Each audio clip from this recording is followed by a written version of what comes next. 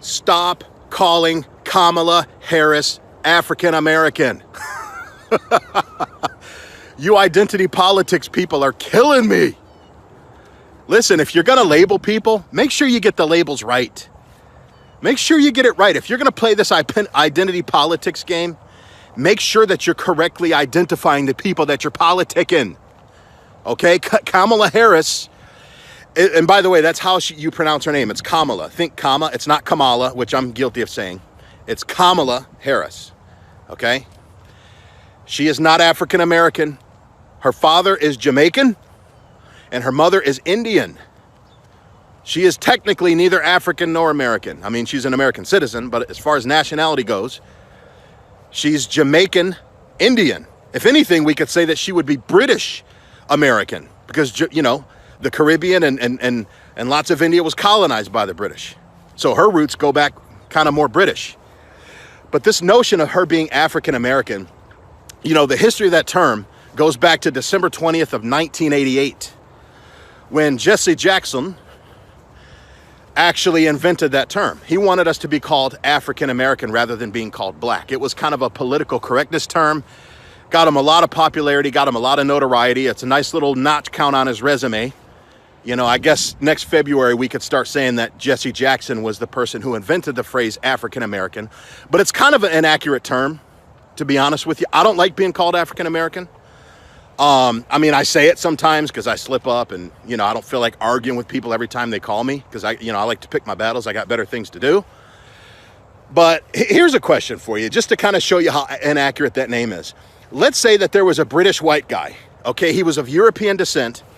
And let's say that he was born and raised in Cape Town, South Africa. Like he spent his whole childhood in Cape Town, Africa, okay?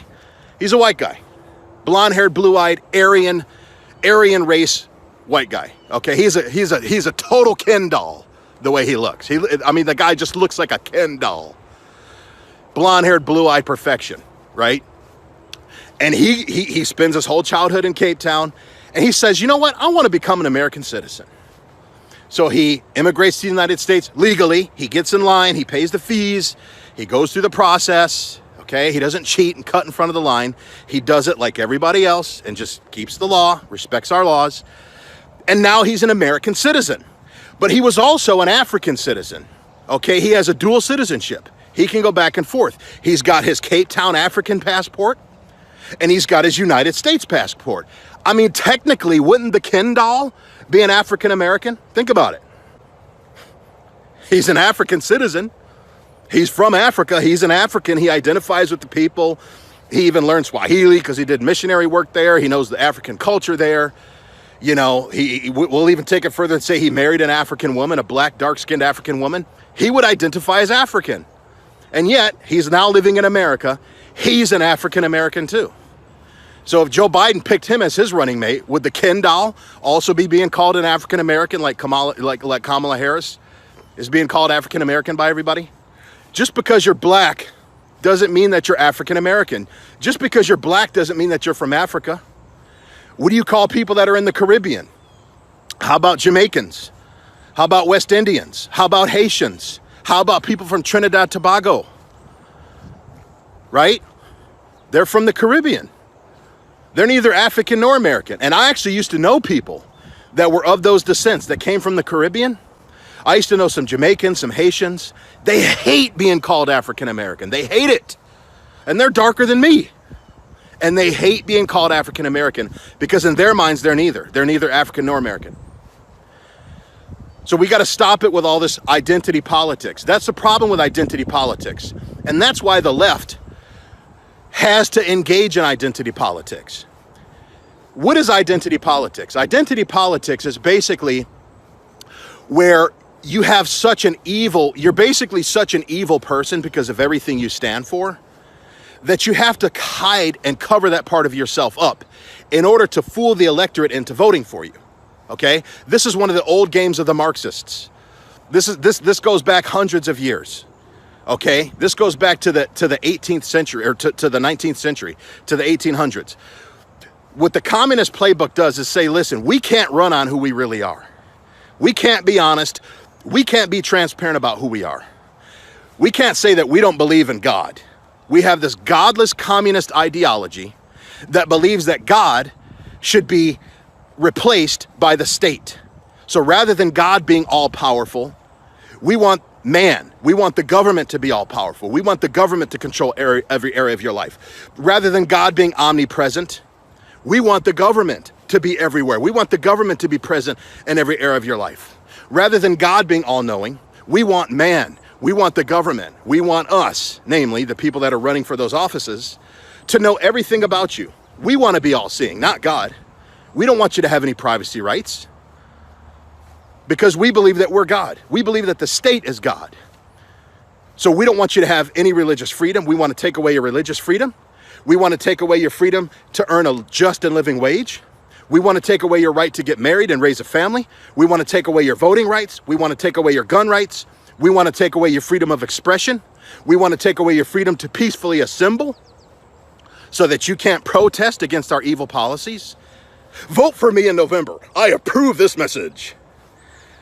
Do you really think that person would get elected? He would actually get some votes. He'd get a small fringe number of some votes, but the only people that would vote for him would be people that are mentally ill and out of their minds. Nobody else would vote for them. So you know what they have to do? Because they really do believe all those things I just said. I'm not just trolling here. They really do believe all those things. I guarantee you Kamala Harris believes all those things I just said. Just look at her voting record. Joe Biden believes all those things I said. And he should be ashamed of himself because he calls himself Catholic. And that's a whole nother video. These Catholics, man, I'm Catholic myself. So when I see these quote unquote Catholic politicians, your Bidens, your Pelosi's, your Kathleen Sebelius's, your Justice Sotomayor's, all these people that give lip service to being Catholic, those are the ones screwing up the country and persecuting the church worse than anybody else. But the left uses other Catholics as attack dogs to attack the Catholic Church because they hate the Catholic Church. So they're not going to directly attack it. So they sick the traitor Catholic attack dogs on the church. But that's a whole nother video, guys. But the fact is, they have to play identity politics to cover up what they really stand for. So what they do is they have to divide us. They have to create an us versus them mentality. And they've been doing it for hundreds of years. Think of any identity war. You could go down the list of all the different identity wars. They work like a charm in getting these godless leftists to have power. Think about it. Go back to Karl Marx. Go back to the OG communist. Read the Communist Manifesto. He talks about the bourgeoisie versus the proletariats, the capitalists versus the labor, right? The capitalists versus the laborers, the rich versus the poor, class warfare, race warfare, black versus white, the gays versus the straight. You even have the feminists who pit the males against the females, us versus them, men against women, oppressed women against the evil patriarchy. It doesn't matter what the issue is. Rich versus poor, gay versus straight, black versus white, man versus women. It's always a us versus them. And that's what communism does. It hijacks equality movements and it hides behind them because it tugs on the heartstrings of the masses. Everybody, what is the number one virtue that everybody who wants to live in a just and equitable society prizes? A just and civilized society. Equality. Who doesn't want equality? Who doesn't want everybody to be equal? It's a God-given right. So what they do is they trigger everybody and they put everybody to sleep by tapping into that desire that we all have, that universal desire that we all have for equality. And again, it doesn't matter what mask it wears. Gay versus straight, rich versus poor, black versus white, cops versus civilians, men versus women, capitalists versus laborers, bourgeoisie versus proletariats, you name it. And they make it political issues rather than making things right versus wrong, which is what it really is, which is really what it boils down to. You take abortion, for example, which is at its core a moral issue. It's a matter of life or death. Is this entity inside of a woman's womb a human being or not? If it's not a giraffe or a dolphin or an insect, then it's a member of the human race, period. That's a fundamentally moral issue at its core. So rather than make it about right versus wrong, because there's no way that they could just straight up pass abortion laws in your face like that, they turn it into right versus left. You see that? They take moral issues and they turn them into political issues. That's the problem. Don't think in terms of right versus left. Think in terms of right versus wrong. And you'll vote correctly the same way, you know, the proper way every single time. But the fact is, these identity politics in this climate of 2020 and the post-George Floyd world, the post-George Floyd America of 2020, what I see happening with these identity politics that are really going to start ratcheting up right now is you're going to see a lot more division. You're going to see a lot more unrest. And I predict that other identity politics warriors are going to start entering this war. Now that Kamala Harris is in the game, you're going to see the feminists come out of the woodwork. I predicted on my Facebook page that we're going to continue to have these black riots up through the election. And when Biden and Harris get crushed, because they will, they're going to get landslided so fast they ain't going to know what hit them. Trump might even destroy them worse than Reagan destroyed Mondale back in 1984. We'll see. But I predict that there's going to be pink riots. They are going to hate Trump. They already hate Trump. And they see that Kamala Harris is kind of like their second chance at Hillary Clinton. I'll do that in another video. I don't want to go too long here. But the fact is, guys, you got to stop voting these identity politics. You got to stop voting in terms of right versus left and start voting in terms of right versus wrong. That's all I want to say. I'll see you guys on the next video. God bless.